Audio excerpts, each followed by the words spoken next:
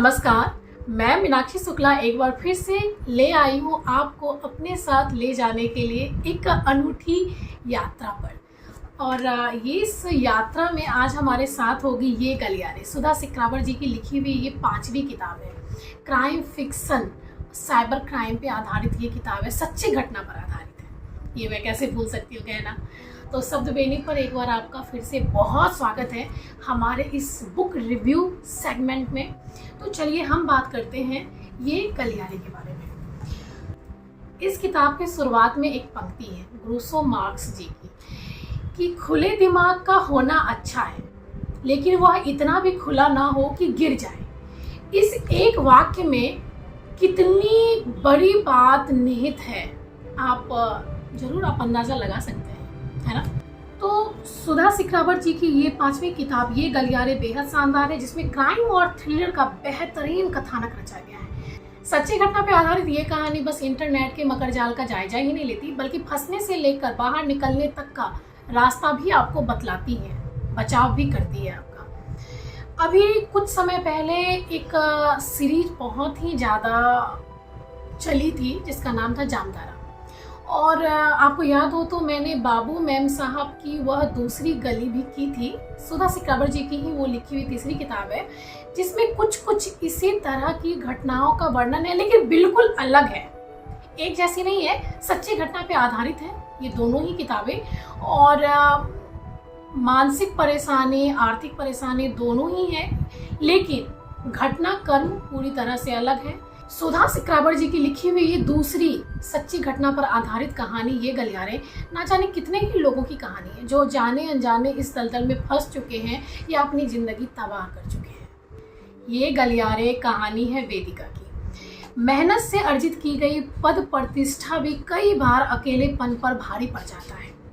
भावनात्मक रूप से जरा भी सरके तो संभलते संभालते बहुत कुछ खत्म हो चुका होता है, लुट चुका होता है। उम्र के देखा जाए तो उम्र के हर दौर की प्राथमिकता क्या होती है? खुशी ही ना। हम कमाते हैं, खाते हैं, या अपने रिश्ते में आगे बढ़ते हैं, या कुछ भी करते हैं, अंतिम लक्ष्य हमारा अपने आप को खुश रखना ही होता है। और ये सारी चीज़ें एक बहाने के तौर पे जीवन को खुश रखने के बहाने ही हैं, मुझे ऐसा लगता है। और संभवतः मैं मानती हूँ कि आप भी ऐसा ही सोचते होंगे। खैर चलते हैं कहानी पर। कहने का मतलब ये है कि जिसने जिसमें देखी खुशी उसी रंग में रंगता चला गया। अकेले होने में और अकेले हो जाने में एक महीन सा फर्क होता है। जिसने सही समय पर अगर नहीं समझा तो उसके जीवन की जो पतंग की डोर होती है ना, उसे कोई और ही उड़ाने लग जाता है, मांझा किसी और के हाथ में होता है। और आपको बहुत बाद में पता चलता है, जब बहुत कुछ लुट चुका होता है। शुरुआत में तो सब अच्छा लगता है, लेकिन धीरे धीरे जो गुस्सा, बेचैनी, मानसिक तनाव, ये सारी चीज़ें कब आपकी ज़िंदगी में आकर अपनी पैठ बना लेती है आपको पता भी नहीं चलता। आजकल के समय में ना हमारे आसपास आभासी दुनिया है, हम उसी आभासी दुनिया में घिरे हुए हैं और खुश रहते हैं। हमें अपने जो लोग हैं उनके बीच उठना कम हो गया है। घर में जितने लोग नहीं होते हैं उससे ज़्यादा फ़ोन होते हैं, मोबाइल फ़ोन्स होते हैं, है ना। और फेसबुक, ट्विटर, इंस्टा, ना जाने कितने ही एप्लीकेशन हैं जिसमें आप दिन रात घुसे रहते हैं। अभी इसे देखा, ये नोटिफिकेशन आया, अभी इसे देखा, होता है ना, हम सब करते हैं। लेकिन यही चीज़ें अगर आपके शौक़ को बढ़ावा देती है, अगर आप अपने साकार करते हैं, तब तक तो बहुत अच्छा है। लेकिन जैसे ही आप इसके आदी होते चले जाते हैं तो ये आपके लिए बहुत ही बेकार हो जाता है फिर आपके जीवन के लिए। और जैसे ही आप इसके आदी होते हैं तो आप नहीं होते, कुछ और होने लग जाते हैं। ऐसा लगता है कि आप फ़ोन चला रहे हैं, आप चीज़ें हैंडल कर रहे हैं, सोशल मीडिया, सोशल नेटवर्क, बहुत सारी अलाना बलाना जितनी भी एप्लीकेशन है, पर होता इसके बिल्कुल उलट है। वो आपको चला रहे होते हैं और आपको इसकी खबर भी नहीं होती कि आप कब फंस चुके हैं इतने ज़्यादा। दूसरी बात ये कि ये गलियारे पढ़ते समय मुझे एक बात समझ में आई कि आजकल लोग कमाने खाने के लिए घर से बाहर रहते हैं, दूर रहते हैं, अकेले रहते हैं। तो ऐसे में अकेलापन कभी ना कभी आपके ऊपर हावी जरूर होता है। अगर आप उस समस्या से निपट लेते हैं तो बहुत अच्छी बात है। अगर नहीं निपट पाते हैं तो फिर वो आप पर भारी पड़ने लगता है, जैसा कि वेदिका के साथ हुआ। ध्यान देने वाली बात है कि यहाँ पर उम्र का कोई रोल नहीं है। ये गलियारे कहानी में जिस वेदिका की कहानी बतलाई गई है वो खुद 45 साल की थी और साइबर क्राइम का शिकार हो जाती है। तो चलिए मैं कहानी का थोड़ा सा आउटलुक देती हूँ आपको कि वेदिका जो 45 पार की थी और अविवाहित थी, ऐसे में एक दिन बोरियत से बचने के लिए अनजान फ्रेंड रिक्वेस्ट को एक्सेप्ट कर लेती है और यहीं से उसकी ज़िंदगी में उथल पुथल शुरू हो जाती है। प्यार में पड़ती है और फिर छली भी जाती है। मानसिक पीड़ा के साथ साथ आर्थिक स्थिति भी खराब होती चली जाती है उसकी। इस लाजवाब साइबर क्राइम की दास्तां को लिखा गया है पत्र की शैली में, जी कुल 4 खत में इस पूरी कहानी को लिखा गया है। साइबर क्राइम का शिकार भले ही वेदिका हुई, लेकिन इससे अपने शब्दों के जादू से निखारा है सुधा सिकरावर जी ने।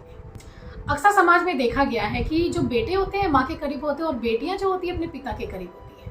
कई बार बहुत बड़ी बड़ी बातें हैं ना, बेटी अपनी माँ से खुलकर नहीं कह पाती, लेकिन वही बात अपने पिता से खुलकर बड़ी सहजता के साथ कह देती है। शायद उन्हें लगता है कि उसके पिता उसे कहीं ना कहीं संभाल लेंगे और बचा लेंगे। घर की परेशानियों के लिए तो माँ है, बाहर की परेशानियों के लिए पिता हमें जरूर निकाल लेंगे। पूरी कहानी जो चलती है 4 चिट्ठियों में, जिसे वेदिका ने अपने पिता को खत के जरिए अपने साथ हुए हादसे के बारे में लिखा है। कड़ी दर कड़ी बड़े ही भावनात्मक और सहजता के साथ, इस विश्वास के साथ लिखा है कि एक पिता अपनी बेटी को जरूर समझेंगे। देखा जाए तो जैसे समाज में अच्छाई होती है, वैसे ही अपराध भी साथ साथ चलते हैं। हाँ, समय के साथ उनका स्वरूप बस बदलता रहता है, लेकिन रहते हमेशा से ही। जैसे आजकल साइबर क्राइम सबसे अधिक अपराध की श्रेणी में गिना जाता है। ये जितना हमारे जीवन को सरल बनाता है, उससे कहीं अधिक उलझाता है, जटिल करता है। अगर सही समय पर सचेत ना हुए तो ये ना जाने हमें किस किस गलियारे में जाकर गुम कर देता है।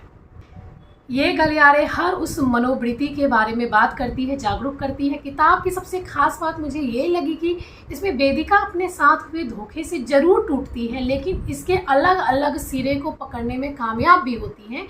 और सुधा जी ने पूरा प्रयास किया है कि इस कहानी में धोखे के पीछे की जालसाजी और बचाव के तरीके पर भी पूरा न्याय कर सके, उसे मिल सके। सुधा जी का लेखन वास्तव में काबिले तारीफ है। सरल और स्पष्ट तरीके से लिखी गई कहानी मन पर गहरा प्रभाव छोड़ती है और आपको सोचने पर विवश करती है। किताब का पृष्ठ आवरण बेहद आकर्षक है, कहानी के अनुरूप जाता है। 125 पन्नों में सिमटी ये गलियारे कहीं से भी पढ़ते वक्त उबाऊ नहीं लगती। वेदिका के साथ कहीं ना कहीं आप भी इस दर्द को, परेशानी को, हंसी खुशी को महसूस करने लगते हैं। और कमाल की बात बताओ, ये हिंदी और अंग्रेज़ी दोनों में उपलब्ध है।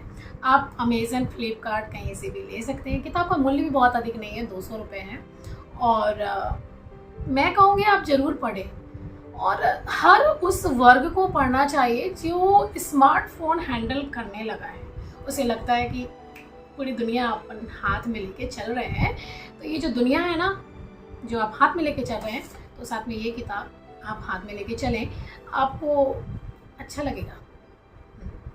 ये किताब पढ़ने के बाद एक चीज़ और है कि एज इज़ अ नंबर, ये कहना आप भूल जाएंगे या सोचने लग जाएंगे क्या सच में? नहीं, ऐसा नहीं है। और आज के समय में इस तरह की किताबें आपके लिए सच में बहुत ज़रूरी है, पढ़ना चाहिए। आप ज़रूर पढ़ें। और सुधा सिकरावर जी को ये गलियारे जैसी किताब लिखने के लिए बहुत सारी शुभकामनाएं और बधाई। और एक बात मैं ज़रूर कहूँगी, सच्ची घटनाओं पर आधारित कहानी लिखना आसान नहीं होता है, क्योंकि जिसके साथ बीता है वो भी है और जिन्होंने किया है गलत वो भी है। तो एक रिस्की है, बट लेखन अगर आपके काम ना आए, समाज में बदलाव ना लाए, तो फिर किस काम का? कहीं ना कहीं इस बात को सुधा सिकरावर जी मानती हैं। तो बहुत सारी बधाई और शुभकामनाएं हमारी ओर से। तो चलते चलते मीनाक्षी शुक्ला को इजाज़त दें, फिर मिलेंगे हम एक नई किताब के साथ, नई यात्राओं पर आपको लेकर चलेंगे किताबों की दुनिया में। पढ़ते रहें। अगर आपने पूरा सुना है तो हमें कमेंट भी दें। नए हैं तो चैनल को सब्सक्राइब भी करें, शेयर भी करें अगर अच्छी लगती है तो। चलिए। बेहद धन्यवाद आपका।